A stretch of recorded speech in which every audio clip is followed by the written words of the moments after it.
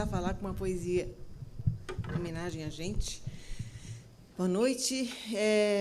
Eu não havia previsto esse futuro de eu estar falando no TED, que eu acompanho desde que nasceu o TED. Eu era sempre aquela que ficava fuçando as coisas lindas que se gravavam e se colocavam na internet e mandavam para os amigos. Estou aqui eu no TED, graças a Roberto, muito obrigada. É um enorme prazer ter essa oportunidade e agradeço o convite e a presença de vocês todos. Eu vou falar um pouco sobre o que me leva, o que me aproxima, o que me atrai no futuro. Eu sou futurista e, antes de qualquer coisa, gostaria de dizer que eu não leio cartas. Eu também não sou taróloga. Não tenho o dom da adivinhação. Uma pena. Mas eu consigo percorrer o futuro com um pouco de método, um pouco de ciência, vamos dizer assim, um pouco de paixão e um pouco de curiosidade e, principalmente, uma boa dose de intuição. Eu adoro o que eu faço. Eu era executiva, fui executiva de grandes empresas, trabalhei no mundo corporativo até 98, dentro daquela caixa, dentro daquele limite que o sistema nos impõe e que o sistema, que somos nós, nos impomos. E bateu um vento e que me fez repensar, porque eu sempre fui aquela criança que, lá pelos 9, 10 anos, em vez de ficar só brincando, né, com amarelinha, na minha época ainda se brincava de amarelinha na rua, de bambolê, mas eu era aquela que ficava olhando para o céu de noite. Ficava olhando as estrelas, ficava imaginando aquele mundo insondável, levemente brilhante, que nos brindava com a beleza do brilho da lua, das estrelas, das galáxias. E eu ficava imaginando o que era lá, o que era aquilo, o que era o futuro. E me dava uma vontade enorme de ser astronauta. Sempre quis. Perdia a oportunidade, pelo menos nessa existência. E eu sempre fui aquela realmente instigada pelo mistério daquilo que eu não podia tocar. E fui lá eu, aos meus 40 anos, me sentindo dentro de uma cápsula, resolvi sair da empresa em que eu estava, com 2 carros, com benefícios, com tapinha nas costas, com prêmios. Vou dizer para vocês que eu estava bastante surtada pelo sucesso. Aquele poder falso que a gente pensa que tem, né? Uma sala, um monte de gente em torno, um organograma poderoso. Resolvi navegar o desconhecido. Não planejei, não economizei, não montei nada. Resolvi sair pela própria vontade de entrar no mundo novo. Deu um frio na barriga. Mas eu resolvi pular. Eu resolvi pular porque eu sabia que alguma coisa, alguém estava perto para me ancorar, para me acolher. Ligavam para mim. Uma boa parte de pessoas me ligava perguntando: Rosa, tudo bem? Você está bem mesmo?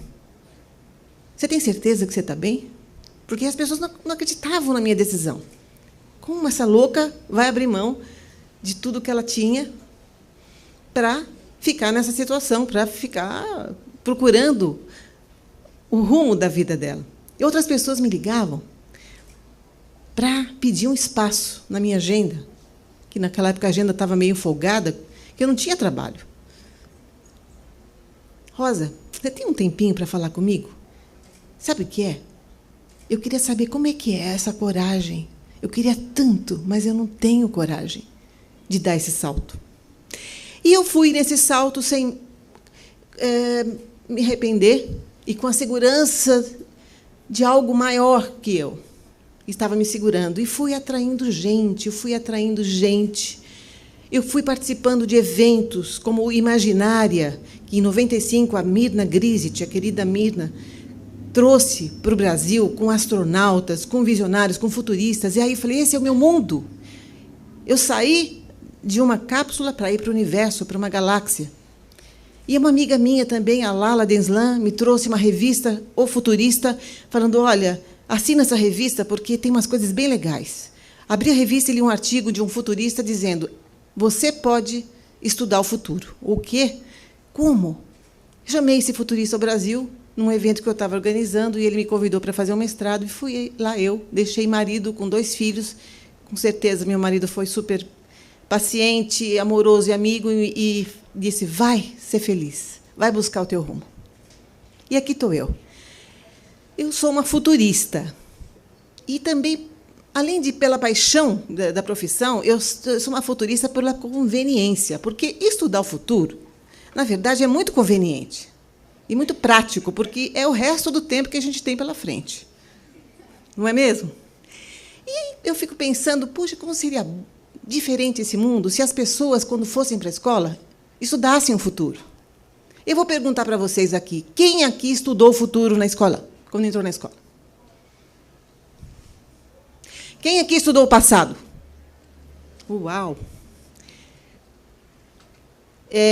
Somos todos resultado de uma educação voltada para o passado.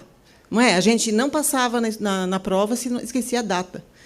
Ainda não passamos nas provas se esquecemos as datas. Mas a gente não é inspirado a imaginar o futuro que a gente quer.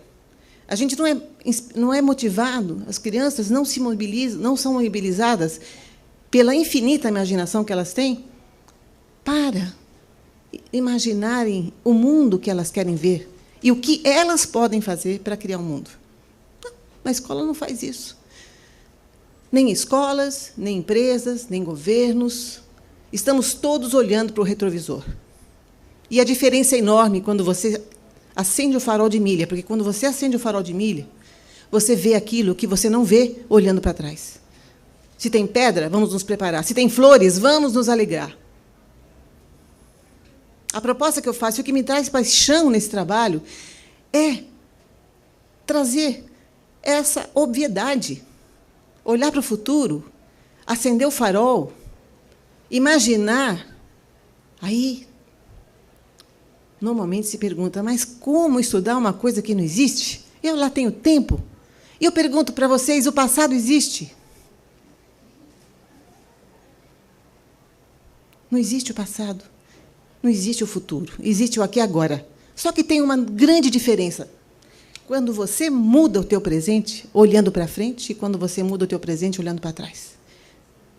Porque olhar para frente é entrar naquele mundo desconhecido, que às vezes dá frio na barriga, mas é infinitamente repleto de possibilidades, ideias, e saídas e soluções. E eu proponho isso na minha vida. Todo tempo eu faço isso. Eu provoco as pessoas para pensarem na frente. O futuro sempre esteve no meu quintal. Que futuro está no quintal de vocês? A gente olha e pode ver crianças morrendo de fome, violentadas, sem água, sem esperança. Mas a gente também pode ver crianças de mãos dadas, brincando, vivendo a sua plenitude num mundo possível e viável. Que futuro é esse que está no nosso quintal?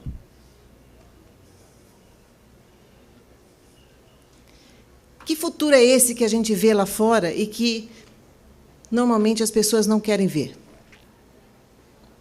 Essa é uma frase do Drucker que, para mim, sintetiza a lógica desse trabalho.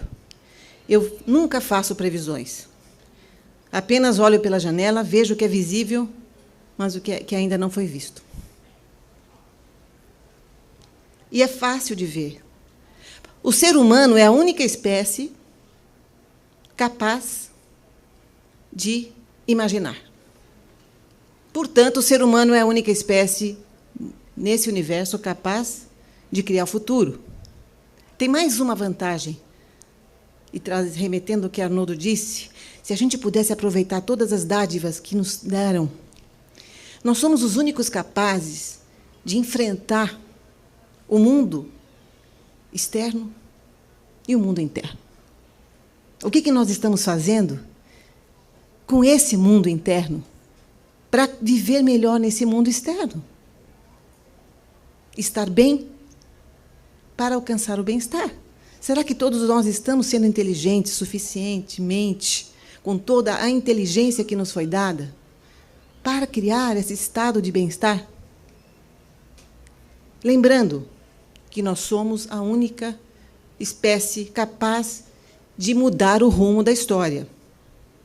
Nós somos o que somos porque fizemos história.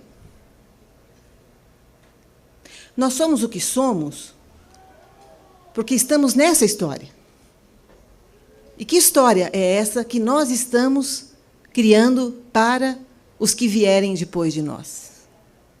Será que é essa história que a gente liga o canal, a TV, domingo de manhã, vendo uma criança ser jogada da janela infinitas vezes? Será que é essa história que a gente vê no noticiário dos 6 da tarde ou 7 da tarde, com cenas repetidas de assassinatos, monstruosidades, violência?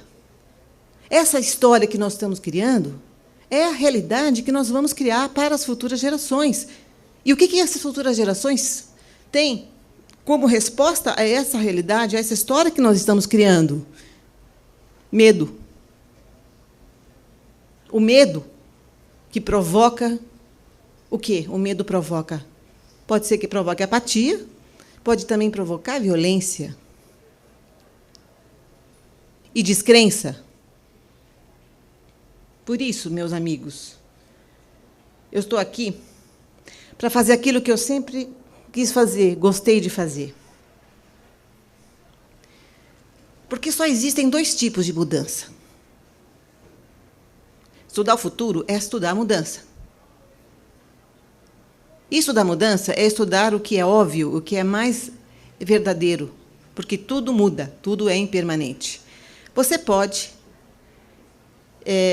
estudar esse tipo de mudança. A mudança que vai acontecer, você está na beira da estrada, sentado à beira do caminho, como diz a música do Erasmo, esperando.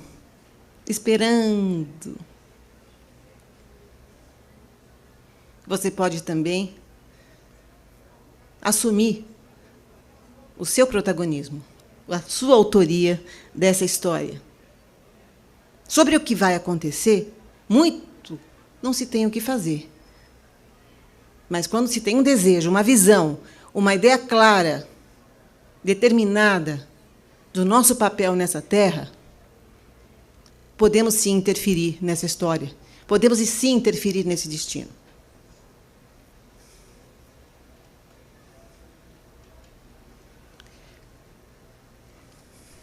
Mas, nesse momento de inflexão, de multicrises, alimentos, eu não sou uma pessoa que gosta de falar de problemas, mas eu tenho que passar por eles, porque são todos simultâneos. Em toda a história da humanidade, nunca vivemos uma simultaneidade de crises como essa.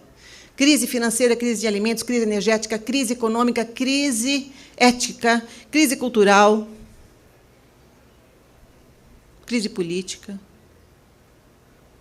crise ambiental. Nós vamos ter que mudar o nosso olhar. E, principalmente, sair dessa prisão que é o conhecimento, a especialidade.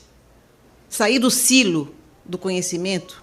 Quanto mais estudamos, mais nos aprofundamos em alguma coisa, mais fechados nós estamos para o novo. Alvin Toffler já disse que o analfabeto do século XXI não é aquele que não consegue aprender. O analfabeto do século XXI é aquele que não consegue desaprender. Essa é uma proposta para a gente mudar o rumo da história. A segunda que eu trago para vocês é requalificar nossas escolhas. Porque somos o resultado de escolhas erradas ou certas. Nós temos aqui para frente todas as possibilidades à nossa frente, com a inteligência, com o cérebro, com a capacidade infinita que nos deram. Que escolhas vamos fazer daqui para frente? E falou-se em sustentabilidade, uma palavra tão usada ultimamente, mas eu trago aqui uma pergunta. O que queremos sustentar? O que nós queremos sustentar? O nosso conforto? O nosso vício de nos apegarmos a coisas, ao material, à obsolescência, ao descarte? Ou queremos sustentar a vida? Queremos sustentar o bem-estar? E queremos sustentar o resto de tempo que resta, que sobra para os nossos filhos, nossos sucessores. Queremos sustentar um mundo muito melhor do que nós estamos vivendo. Precisamos mudar as métricas. Hoje, uma árvore que vira móvel para exportar para a Dinamarca vale muito mais do que uma árvore viva, porque o PIB, que é o nosso sistema econômico, que mede produção, ele é um sistema de métrica da morte, da destruição. Um avião cai com 400 pessoas e a economia cresce, porque o serviço de seguros, o setor de seguros e todo o sistema econômico em torno vai crescer. Que métrica que nós vamos usar daqui para frente? A métrica do bem-estar? Faz sentido? A métrica da felicidade? Faz sentido? A métrica da riqueza plena, em que a mente, o corpo, o espírito estão em perfeita harmonia.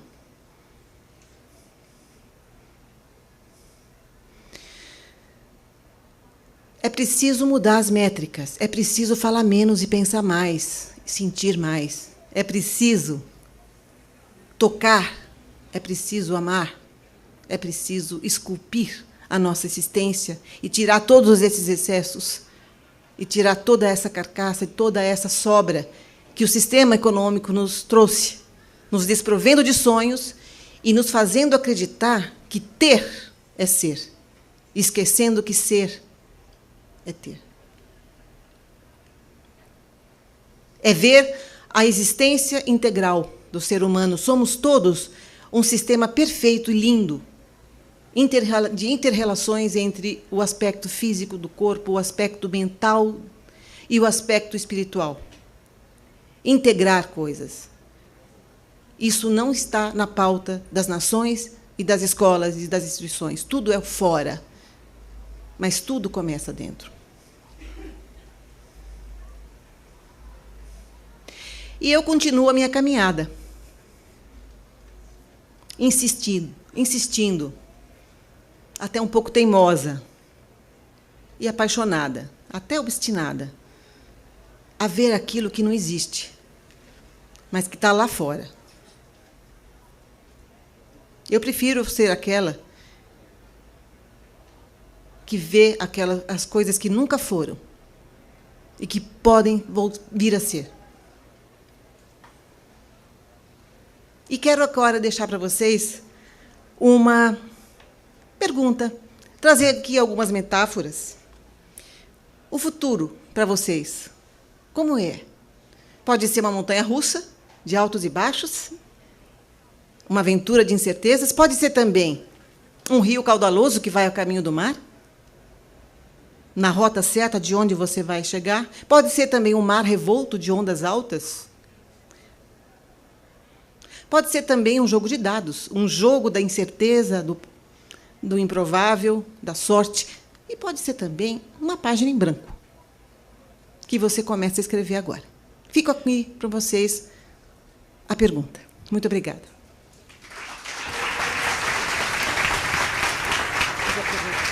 Você vai fazer a pergunta para mim. Obrigada, Rosa, pela sua colaboração. E eu tenho